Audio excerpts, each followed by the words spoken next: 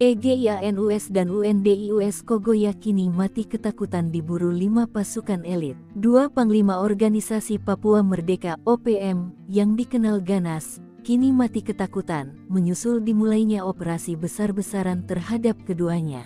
Kedua Panglima OPM itu adalah Egyanus Kogoya yang menjabat Panglima Kodap 3 Ndugama dan Undius Kogoya Panglima Kodap 8 Intan Jaya. Egyanus Kogoya sendiri sudah beberapa bulan terakhir tak lagi berani keluar dari sarang persembunyiannya setelah menyandera pilot Susi Air Cup Philip Mehartens. Apalagi setelah pasukan gabungan Koops TNI Habema dan Kopassus menembak 2 anak buahnya yang mencoba menyerang pos TNI di Paro, Nduga pada tanggal 14 April tahun 2024 lalu. Nasib Undius Kogoya pun tak beda jauh dengan Egyanus. Undius yang melakukan penembakan terhadap sopir angkot nyaris tertembak Satgas Yonif 527 Baladipya Yuda. Pasukan yang dijuluki laba-laba itu berhasil merebut dan menduduki markas komando Undius Kogoya di wilayah distrik Bibida, Kabupaten Paniai.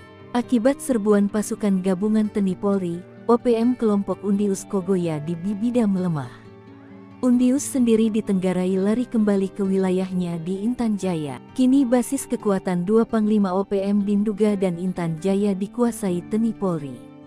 5 Satgas elit dari Kopassus, Marinir, Kopasgat, Brimob dan Kostrat terus mencari keberadaan Egyanus Kogoya dan Undius Kogoya.